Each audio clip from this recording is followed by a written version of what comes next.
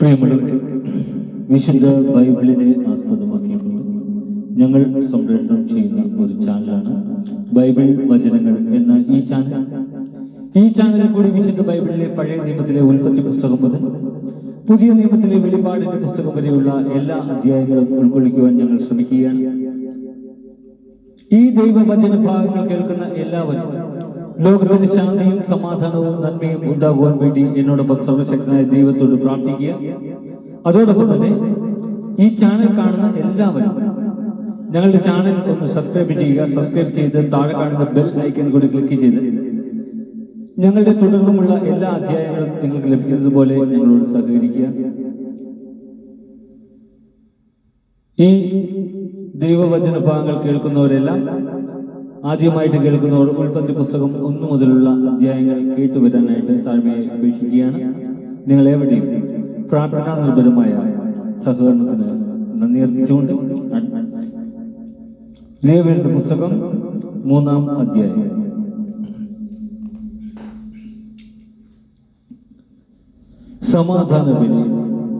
സമാധാന ബലിക്കായി കാലിക്കൂട്ടത്തിൽ നിന്നാണ് കർത്താവിന് കാഴ്ച കൊണ്ടുവരുന്നതെങ്കിൽ അത് ഊനമറ്റ കാളയോ പശുവോ ആയിരിക്കണം. ബലിമൃഗത്തിന്റെ തലയിൽ കൈവയ്ക്കുകയും സമാഗമ കൂടാരത്തിന്റെ വാതിൽക്കൽ വെച്ച് അതിനെ കൊല്ലുകയും വേണം. അഹ്റോന്റെ പുത്രന്മാരായ പുരോഹിതന്മാർ അതിന്റെ രക്തം ബലിപീഠത്തിന് ചുറ്റും തളിക്കണം. സമാധാന ബലിമൃഗത്തിന്റെ ആന്തരിക അവയവങ്ങളിലും അവയെ പൊതിഞ്ഞുമുള്ള മേധസ് കർത്താവിന് ദഹനബലിക്കായി എടുക്കണം. അതിന്റെ ഇരുവൃക്കകളും അവയോടൊപ്പം അരക്കെട്ടിലുള്ള മേധസ്സും കരളിന് മുകളിലുള്ള നെയ്വലയും എടുക്കണം. അഹ്റോന്റെ പുത്രന്മാർ അവ ബലിപീഠത്തിൽ വിറകിന് മുകളിൽ വെച്ച് അഗ്നിയിൽ ദഹിപ്പിക്കണം. അത് ദഹനബലിയും കർത്താവിന് പ്രീതികരമായ സൗരഭ്യവുമായിരിക്കും. ആട്ടിൻകൂട്ടത്തിൽ നിന്നാണ് സമാധാന ബലിക്കായി കർത്താവിനെ കാഴ്ച കൊണ്ടുവരുന്നതെങ്കിൽ അത് ഊനമറ്റ മുട്ടാടോ പെണ്ണാടോ ആയിരിക്കണം. ആട്ടിൻകുട്ടിയെയാണ് ബലിവസ്തുവായി സമർപ്പിക്കുന്നതെങ്കിൽ അതിനെ കർത്താവിന്റെ മുമ്പിൽ കൊണ്ടുവരട്ടെ. അതിന്റെ തലയിൽ കൈവച്ചതിനു ശേഷം സമാഗമ കൂടാരത്തിന്റെ മുമ്പിൽ വെച്ച് അതിനെ കൊല്ലണം. അഹ്റോന്റെ പുത്രന്മാർ അതിന്റെ രക്തം ബലിപീഠത്തിന് ചുറ്റും തളിക്കണം. സമാധാന ബലിമൃഗത്തിന്റെ മേധസ്സും ആന്തരിക അവയവങ്ങളിലും അവയെ പൊതിഞ്ഞുമുള്ള മേധസ്സും നട്ടലോട് ചേർത്ത് മുറിച്ചെടുത്ത കൊഴുത്ത വാലും കർത്താവിന് ദഹനബലിക്കായി എടുക്കണം. അതിന്റെ ഇരുവൃക്കകളും അവയിലും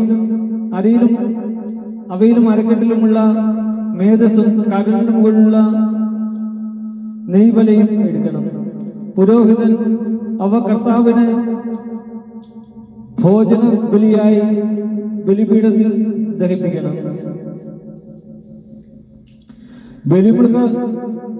ബലിമൃഗം കോലാടാണെങ്കിൽ അതിനെ കർത്താവിന്റെ മുമ്പിൽ കൊണ്ടുവരണം. അതിന്റെ തലയിൽ കൈവച്ചതിന് ശേഷം സമാഗമ കൂടാരത്തിന്റെ മുമ്പിൽ വെച്ച് അതിനെ കൊല്ലണം. അഹ്റോന്റെ പുത്രന്മാർ അതിന്റെ രക്തം ബലിപീഠത്തിന് ചുറ്റും തളിക്കണം.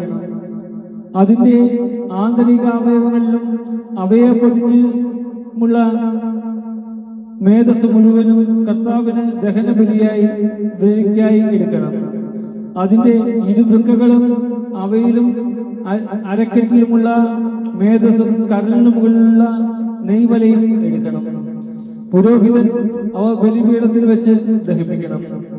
അത് കർത്താവിന് പ്രീതികരമായ സൗരഭ്യത്തിനായി അഗ്നിയിൽ സമർപ്പിക്കുന്ന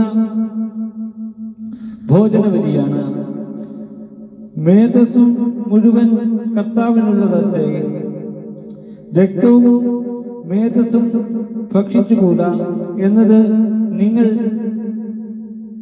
വസിക്കുന്നിടത്തോളം തലമുറ തോറും എന്നേക്കുമുള്ള ഒരു നിയമമായിരിക്കും. നമ്മുടെ കർത്താവായ യേശുവേ സ്തുതി.